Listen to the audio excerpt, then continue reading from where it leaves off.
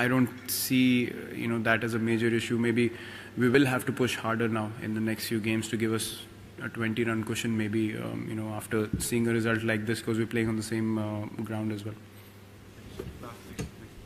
Virat, only just 10-15 minutes into the game, so you need time to collect your thoughts.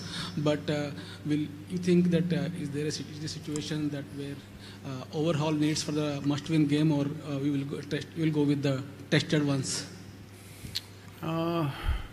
See, we'll have to sit down and think of how we match up against the opposition that we're playing against. And as I said, all options are open.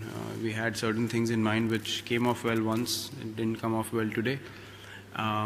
So yeah, I mean, there'll be a lot of things discussed, what went wrong and what combinations we can come out within the next game. And if we want to bring in a bit more balance into the bowling attack by changing it up a little bit, that'll be up for discussion as well. So there are all kinds of possibilities when you have a big squad, and you can choose players who are quality players as well. So definitely we'll have discussions on that. Thank you, sir. Last couple of questions. Virat, two questions. Number one is that in the past also your team has come through fire, starting from a Galle Test match to several other instances. How do you feel at this stage that you have to again back against the wall and be fighting and do or die match? And number two, did you consider Yuvraj today as a bowling option at any stage?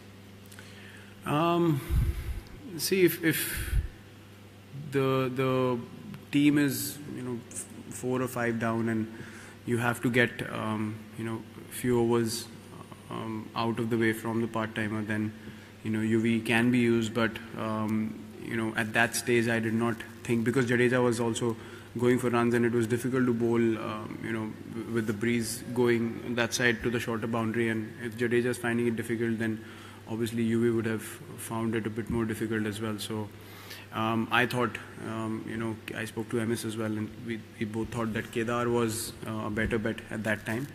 And then because in England generally if you bowl little seamers, then you can trouble the batsman. So I thought why not try a few overs there as well. So I think we covered up pretty well. Where the wicket is a bit more dry, then obviously UV comes into contention and I don't. So from that point of view, I think it was depending on the kind of situation we had in the game and what was going on the pitch. The spinners were finding it difficult, when we were bowling anyway. So I don't think that would have been a wise decision at that stage. Well, as I said, it's pretty clear. It's like a quarter-final. It's against a very high-quality side, and we have to go out there and play good cricket. If we had won this game, we still would have gone with the same mindset of winning the third one as well. So there's no room for complacency in a tournament like this, and we as a team certainly don't feel that even if we had 4 points on the board right now, we still would have gone out there to try and beat South Africa, and that's exactly the mindset we are going to take into the next game.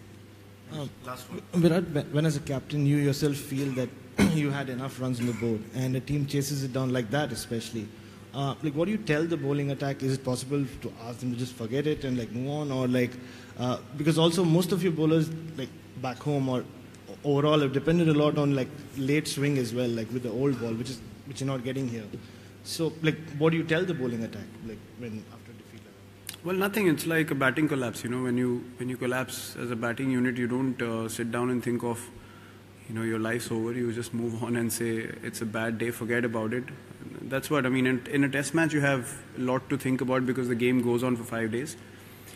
But I think in shorter format cricket you have to forget it and move on, because we're playing in 3 days time again, and we have to be fresh as a team. We have to get back into that same mindset and come out and try to do the same things again. If a team, as I said, if a team plays well, you have to take your hat off. If people's perception, we can't sit here and think of what people are perceiving us to be, or what people had expected of us as a team. We just want to play good cricket, and if that's not fulfilled, for us it does not change the situation of the team. We still go in with the same mindset in the next game as well, and we try to win every game that we play, and that's why you play international cricket. Thank you. Thank you. Thank you.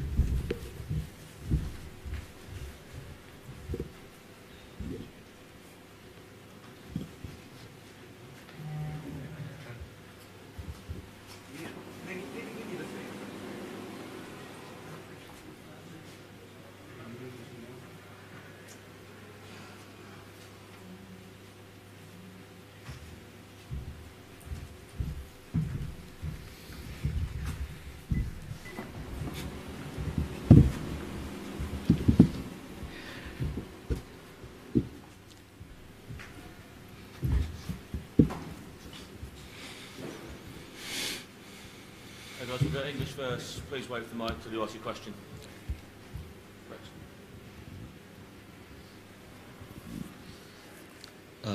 Angelo, given what the team has gone through in the last couple of months, how important is this win for you all? Yeah, it was a very important game for us. No one really expected us to win.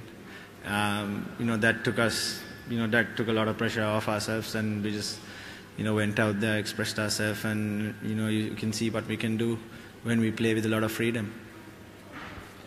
Angelo, you've been calling yourself the underdogs, and even now you said that nobody expects you to win. So now that you've won, how do the expectations change, especially from within the team?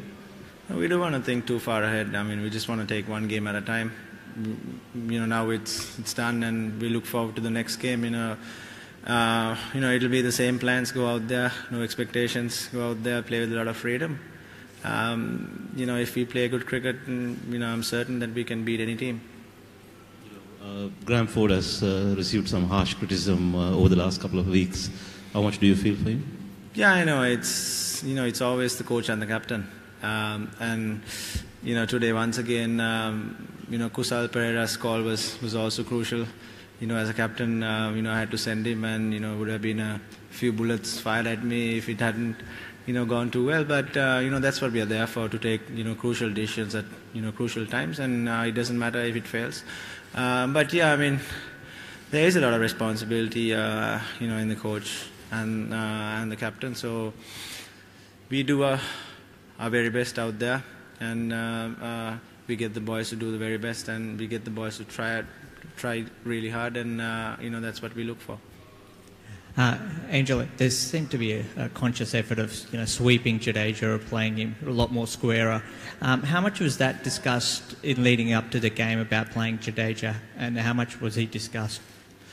Not really. I mean, it wasn't a plan as such. It's just our own strengths. I mean, if you see Kusal Pereira, he always sweeps. Kusal Mendes always sweeps. We had to play spin on this, spin well on this wicket. We had to put a lot of pressure on Jadeja as well. Well, even though it was a good wicket to bat on, it still, held on a little bit. And I thought the start that we got really set us a, good, platform for the middle order players to go out there and, express ourselves. Angelo, a couple of run-outs today. That's, I think, 4 now for Sri Lanka. Is that something that you have to address, maybe the running between the wickets? And on the other side of it, though, they weren't able to take many wickets at all, their bowlers. So is that something that's very satisfying for you? Sorry, sir. What was your second question? Just the fact that their bowlers were hardly able to crack your batting. So is that then a positive you take? Yeah, run-outs are certainly, we need to address. I mean, those were suicidal, and, we can't afford, going forward, losing our best players, just throwing our wickets away. But, it went really well today for us. And, it was very hard to get away with their bowlers. I mean, we all know that they've got a brilliant attack. Bumrah, Bhuvaneshwar, all bowled really well, but it's just that we batted really well. Nothing to, take away from the batters. It's a top effort by the batters. Angelo, your thoughts on the innings of Gunatilaka and Mendes? I mean, they set the innings up for you with really counter-attacking innings. They just took the attack apart. Your thoughts on those two? Yeah, I mean, mind you, to walk into a game knowing that he wasn't even in the 15, and Kapugedera got injured yesterday, and he had to step in and to open the batting against a very strong opposition was fantastic. The way he batted, it was very pleasing the way he batted. Kusal Mendes and Danushka, they played with a lot of freedom, and that really set us a platform. And as I said before, for us it made it so much easier for myself and Kusal Pereira and the middle order batters. Don't forget, Asela, that little cameo really won us the game, and it was a fantastic batting effort. Angelo, when the top 8 teams are playing, nobody takes anyone else lightly. But do you think with this win you might get some more respect from the opposition? Well, it doesn't matter if the opposition, respects us or not. We are out to go. We are out to do a job, and we don't really think about what opposition think. I mean, no one really expected us to win today as well, but we knew underneath that we had the talent, and we had another opportunity to beat a fantastic team, and which we did. Your batters pulled off one of the most memorable victory, but what would you like to say about your bowlers? Because in the death overs, they bowled too many full tosses. No, it happens. I mean, when you're against a Dhoni and Kedar Jadhav and all these guys, they are fantastic, hitters of the cricket ball, especially towards the end as well.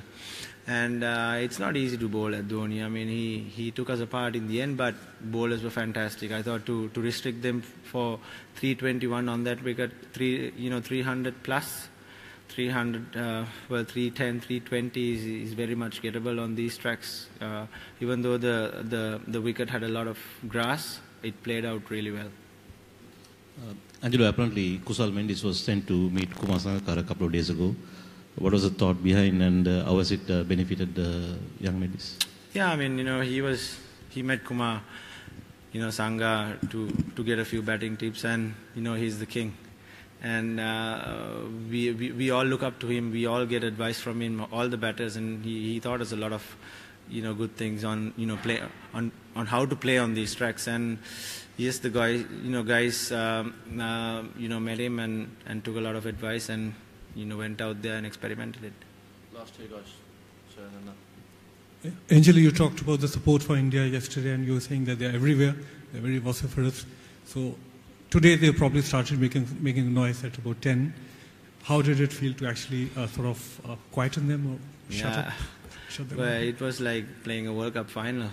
It was so noisy and a great atmosphere. We all know that all the Indians travel and they're right behind their team, and must thank all the Sri Lankan supporters who came out here. Even though it was little numbers, it was fantastic support for us. We really thank all of them. Just a similar thing, but on that line, there was a little papare band that seemed to get louder and louder amongst all the Bhangra. How aware of you were that, and how heartening was that? Yeah, I mean, that's our trademark, papare. They come all over wherever we play, and Sri Lankan people like to have fun, and it was very pleasing for us to give them a win, because we had some terrible times in the recent past, especially with losing a lot of lives for floods, and we are very grateful that we could give them a smile. Cool, guys. Any questions in Sinhalese? We'll do one in Sinhalese. Okay, at the back.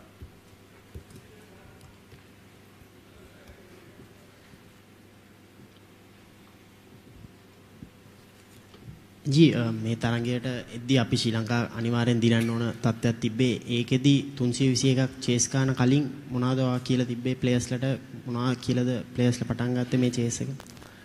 නෑ, මම හිතන්නේ අපි තරගය පටන් ගන්න කලින් අපි කිව්වා ලොකු පීඩනයක් දාගන්න එපා කියලා කණ්ඩායමට. මොකද අපි දන්නවා අපි ඉන්දියානු ප්‍රබල ඉන්දියානු කණ්ඩායමත් එක්ක ක්‍රීඩා කරන්නේ. අපි දන්නවා ඌට ප්‍රබල පිතිකරුවන් ඉන්නවා, ප්‍රබල පන්දු යවන්නන් ඉන්නවා. නමුත් අපි හිතුවා අපිට කරන්න පුළුවන් දේ අපි කරමු කියලා. ඒ දවස් තුලදී අපි ටස් එක දිනලා අපි හිතුවා තනතිල්ල කොළ පාටට තිබුණේ. ඉතින් ඒකෙදී පන්දු යවන්න හොඳයි කියලා. නමුත් හිතුවට වඩා තනතිල්ල ටික හොඳට ප්ලේ කරා. ඉතින් මම හිතන්නේ අපේ පන්දු යවන්නන්ටත් සූතිවන්ත වෙනවා. මම දැන් ඉතාමත් හොඳට පන්දු යවුවා කියලා. මොකද ප්‍රබල ඉන්දියානු කණ්ඩායම 320ක් මම හිතන්නේ මේ මම ඉංග්‍රීසියෙන් කිව්වා වගේ 300ක් 310ක් මේ තනතිලවල හුඟක් අවස්ථාවලදී හඹා යන්න පුළුවන් හොඳට පිටිකරණයේ යෙදුනෙත්. ඉතින් මම හිතන්නේ පන්දු යවලා වෙලා ආවන් පස්සේ මම පිටිකරුවන්ට කිව්වේ හදිසි වෙන්න එපා. 320ක් මේ බෝඩ් එකේ තිබුණාට අපි හොඳ ස්ටාර්ට් එකක් හම්බුනොත් ඒකෙදී මැද හරියේදී අපිට ඒක කැපිටලයිස් කරන්න පුළුවන්. ඉතින් අපි ඒ 30 40ව ගහන්න නැතුව 70ක් 80ක් 100ක් ගහන්න කියලා තමයි ඒ ස්ටාර්ට් එකක් හම්බෙච්ච එකනට ඒ හැමෝටම කිව්වේ. ඉතින් මම හිතන්නේ ධනුෂ්ක ගුණතිලක සහ කුසල් මෙන්ඩිස් ඒ ප්ලැට්ෆෝම් එක ලබා දුන්නා මැද පෙළ පිටිකරුවන්ට. ඉතින් අපිට හුඟක් ලේසි වුණා. මම හිතන්නේ අසේල සහ කුසල් පෙරේරාගේ ඉනින් දෙකෙන් අපි ඒ තරඟේ ජයග්‍රහණ ගන්න පුළුවන් වුණා.